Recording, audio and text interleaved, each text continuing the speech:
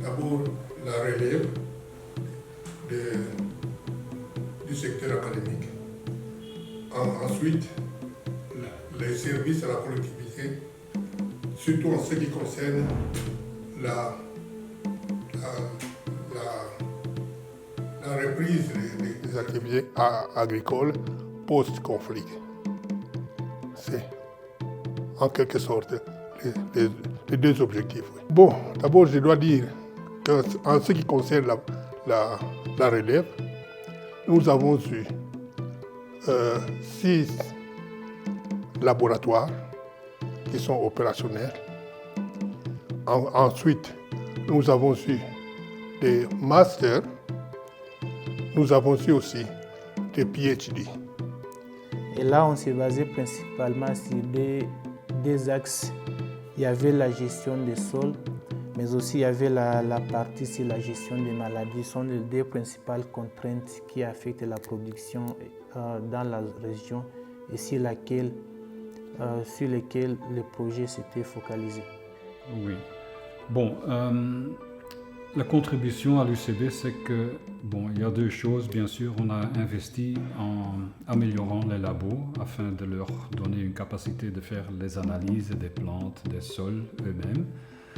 Et la deuxième chose importante, c'est que, comme j'ai dit, la formation des jeunes qui prennent une position dans l'université après avoir obtenu leur doctorat en Belgique, dans mon cas à Leuven.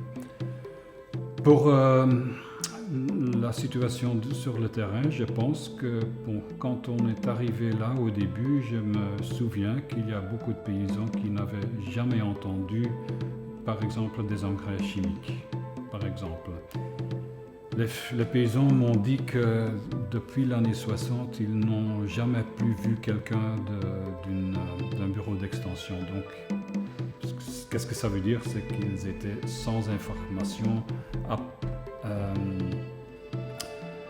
approfondie ou actuelle sur les choses qui leur contraignent.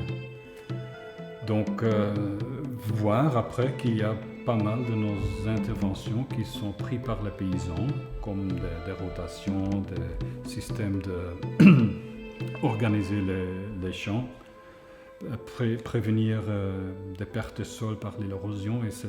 Donc ça donne aussi une satisfaction, mais ça montre aussi qu'il y a des choses qui passent vers les paysans et ceux qui en ont besoin. Quand on a commencé avec l'université, on a commencé d'abord par les formations.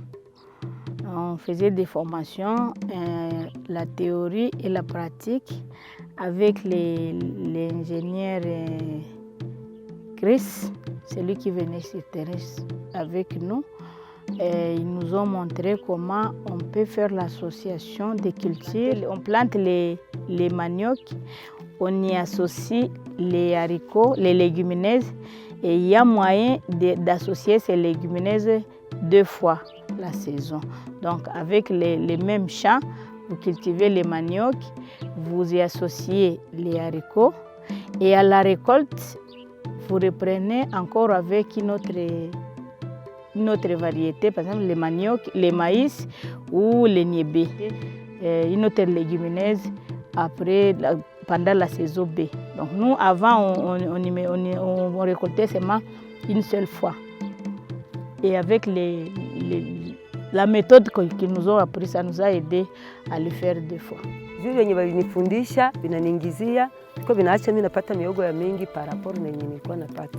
Walimaji ba huku mimi naweza waambia mujikaze na nyinyi mko mnalima, mkamate mbolea mzuri, mko mnatia mshamba na mko mnapalilia mzuri, ndio tuone chakula tutakuwa tunakulisha ama watoto. C'est-à-dire, le climat change, personne n'a choisi que ça change, mais on doit continuer de vivre. Et mon projet à moi, c'est d'essayer de s'adapter et continuer d'évoluer avec la manière dont la nature évolue. Et je pense qu'il y a des solutions qui sont prometteuses.